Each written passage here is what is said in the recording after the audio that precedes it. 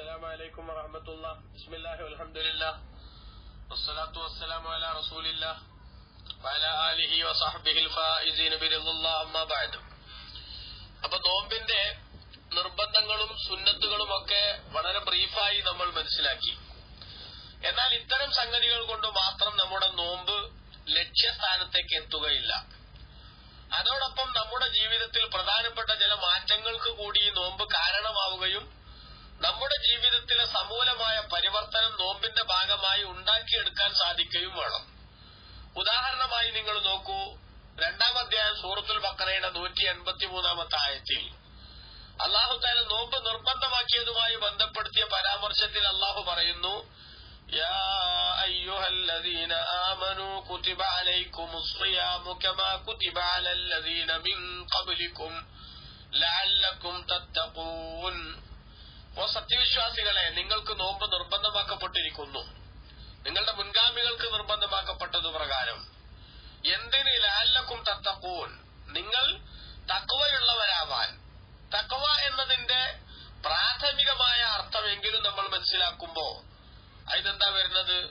തഖ്വ എന്ന് പറഞ്ഞാൽ അല്ലാഹു തആല കൽപ്പിച്ചതെല്ലാം എടുക്കുകയും വിരോധിച്ചവയെല്ലാം ഒഴിവാക്കുകയും ചെയ്യണം. ഏറ്റവും ചുരുങ്ങിയത് നിർബന്ധങ്ങൾ എടുക്കുന്നവരും ഹറാമുകൾ കൈയൊഴിക്കുന്നവരുമെങ്കിലും ആവണം നമ്മൾ.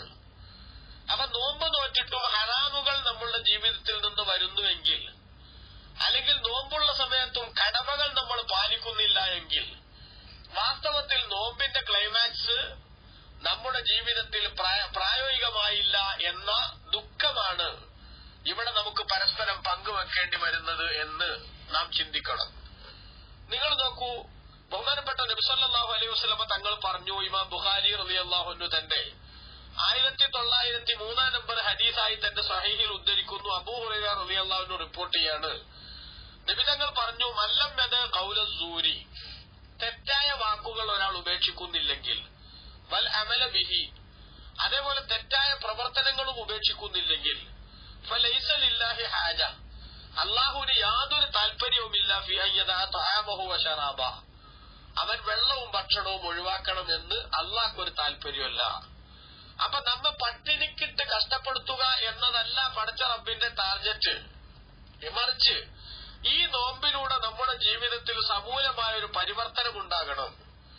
അല്ലാഹുവിന് വേണ്ടി എന്റെ ജീവിതത്തെ അവരുദ്ദേശിക്കുന്ന വിധത്തിൽ ക്രമീകരിച്ചു മുന്നോട്ട് പോകാൻ ഞാൻ പാകപ്പെട്ടിരിക്കുന്നു എന്ന ലക്ഷ്യം നമ്മുടെ പ്രവർത്തനത്തിലൂടെ കാണിച്ചു കൊടുക്കാൻ സാധിക്കുന്ന ഒരു പരുവത്തിലേക്ക് നമ്മൾ ആത്മീയമായി ഉയരണം എന്നാണ് നോമ്പിന്റെ ആധ്യാത്മികമായ ലക്ഷ്യം. അതുകൊണ്ട് തന്നെ നബി സല്ലല്ലാഹു അലൈഹി വസല്ലം തങ്ങൾ വീണ്ടും പറയുന്നു, നമുക്കറിയാമല്ലോ, 1904 നമ്പർ ഹദീസ് ബുഖാരിയുടെ തന്നെ. അബൂ ഹുറൈറ റളിയല്ലാഹു അൻഹു റിപ്പോർട്ട് ചെയ്യാണ്, നബി സല്ലല്ലാഹു തങ്ങൾ പറഞ്ഞു, ഖാലല്ലാഹ്, അല്ല പറഞ്ഞിരിക്കുന്നു ജനങ്ങളെ എന്ന് പറഞ്ഞുകൊണ്ട് മുത്തുനബി നമ്മളെ അറിയിക്കുകയാണ്, കുല്ലു അമലി ബിനി ആദമ ലഹു ഇല്ല സിയാം, മനുഷ്യന്റെ എല്ലാ പ്രവർത്തനങ്ങളും അവനുള്ളതാണ്, നോമ്പൊഴിച്ച് ഫഇന്നഹു ലീ, നോമ്പ് എനിക്കുള്ളതാണ്, വന അജ്സി ബിഹി, അതിന് ഞാനാ പ്രതിഫലം കൊടുക്കുക. മറ്റേ അല്ലാഹുള്ളതല്ല എന്നർത്ഥത്തിലല്ല അത്, മറിച്ച് നോമ്പിന് അല്ലാഹു തആല പ്രത്യേകം തന്നിലേക്ക് ചേർത്ത് പറയുന്നു എന്നത് നോമ്പിന്റെ പ്രാധാന്യമാണ്. അതേപോലെ തന്നെ വസിയാമു ജുന്ന, നോമ്പ് പരിചയാകുന്നു, നരകത്തിൽ നിന്ന് നമ്മളെ രക്ഷപ്പെടുത്തുന്ന, അതേപോലെ തെറ്റുകളിൽ നിന്നും കുറ്റങ്ങളിൽ നിന്നും നമ്മളെ രക്ഷപ്പെടുത്തുന്ന പരിചയമാണ് നോമ്പ്. അതുകൊണ്ട് വൈദാകാന യൗമു സൗമി അഹദിക്കും, നിങ്ങളിൽ ഒരാളുടെ നോമ്പിന്റെ ദിനം വന്നാൽ ഫലാ യർഫുസ്, അവൻ അനാവശ്യങ്ങൾ ചെയ്യരുത്, വലാ യസ്ഹബ്, അതേപോലെ തന്നെ ആളുകളുമായി ശണ്ട കൂടുകയും കുഴപ്പമുണ്ടാക്കുകയൊന്നും ചെയ്യരുത്. അപ്പൊ ഫൈൻ സാബഹു അഹദുൻ ഖാതല, ഒരാൾ അവനെ ഇങ്ങോട്ട് തെറി വിളിക്കാനോ അല്ലെങ്കിൽ ഇങ്ങോട്ട് കലഹം കൂടാനോ വന്നാലോ, ഫൽയഖുൽ ഇന്നിംറുഉൻ സായിം, ഞാൻ നോമ്പുകാരനായ മനുഷ്യനാണ് എന്നവൻ പറയണം.